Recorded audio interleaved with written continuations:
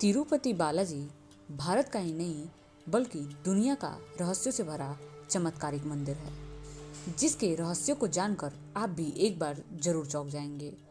आज हम बालाजी के हर उस रहस्य से पर्दा उठाएंगे जो कि अविश्वसनीय है। आंध्र प्रदेश के चित्तूर जिले में तिरुमला पर्वत, जो कि 7 पर्वतों का श्रृंखला है, उस पर यह मंदिर स्थित है, जिसके कारण इसे तिरुपति टेम्पल ऑफ 7 हिल भी कहा जाता है। इसके अलावा यह भारत के सबसे अमीर मंदिरों में से भी एक है। इस मंदिर में जो बालाजी की मूर्ति है, उन्हें श्री वेंकटेश के नाम से भी जाना जाता है, जो कि भगवान विष्णु के अवतार थे। और ये आज भी माना जाता है कि वेंकटेश स्वामी अपनी पत्नी पद्मावती के साथ आज भी इस पर्वत पर निवास करते हैं। वेंकटेश स्वामी की मूर्ति को किसी ने नहीं बनाया है, बल्कि यह स्वयं प्रकट हुई थी। इस मंदिर का निर्माण करीब 3 शताब्दी ईसा पूर्व का माना जाता है, लेकिन 9वीं शताब्दी में पल्लवों द्वारा इस मंदिर का विस्तार किया गया था, जिसके बाद से इसकी ख्याति अधिक बढ़ गई। अब सवाल ये आता है कि भगवान विष्णु ने कब वेंकटेश स्वामी का अवतार लिया और माता लक्ष्मी ने पद्मावती का। तो ये कहानी है लगभग 7500 ईसा पूर्व की, जब ब्रह्मा जी ने अपने त्वचा से महर्षि भृगु को उत्पन्न किया। भृगु जी का विवाह दक्ष प्रजापति की बेटी ख्याति के साथ हुआ था।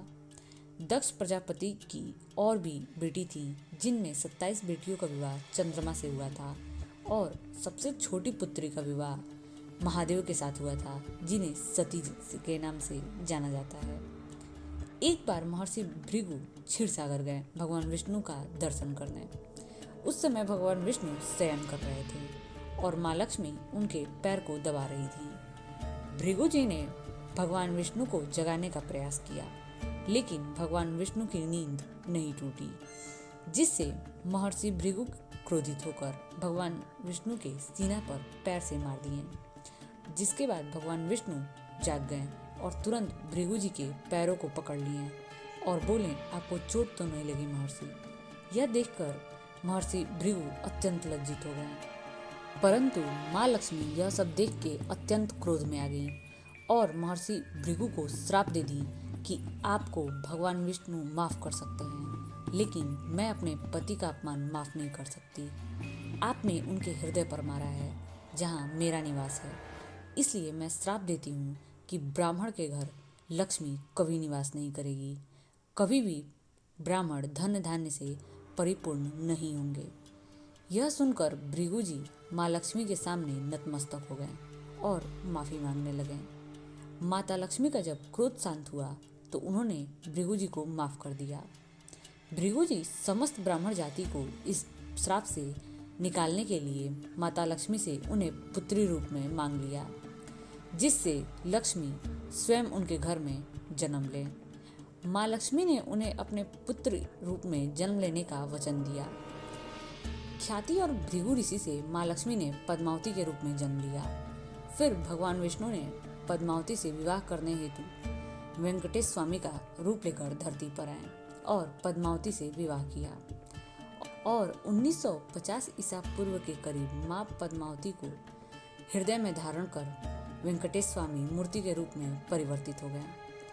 तिरुपति बालाजी का इसीलिए आधा पुरुष और आधा स्त्री के कपड़ों से सजाया जाता है। वेंकटेश स्वामी की मूर्ति एक चमत्कारिक मूर्ति है। अगर आप इस मूर्ति के सिर के बाल को देखें तो यह असली है, जो कभी आपस में उलझती नहीं है और हमेशा ही मुलायम रहती है। मूर्ति पर अगर आप कान लगाकर सुने तो समुद्री लहरों का ध्वनि सुनाई देता है, जबकि इस मंदिर के आसपास कोई समुद्र है ही नहीं। बालाजी के पास एक दिया हमेशा जलता रहता है, जो कि कई शताब्दियों से जलता आ रहा है। रहस्यमय बात इसमें यह है कि इस दीपक में न तो कभी तेल डाला जाता है और न ही कभी घी डाला जाता है।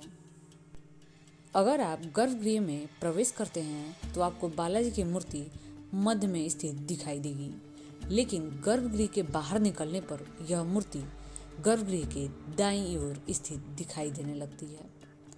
वेंकटेश स्वामी की मूर्ति पर पचाई कपूर लगाया जाता है। साइंस की माने तो पचाई कपूर लगाने से कोई भी पत्थर कुछ समय बाद ही चटक जाता है, लेकिन कई वर्षों से तिरुपति बालाजी की मूर्ति पर यह कपूर लगाया जा रहा है, लेकिन आज भी यह मूर्ति पूर्ण रूप से सुरक्षित है। तो यह थी बालाजी के जन्म का रहस्य। तो अगला वीडियो हम भगवान राम से जुड़े कुछ अनकहे कहानियों से आपको रूबरू कराएंगे। तो इस चैनल को सब्सक्राइब करना ना भूलें।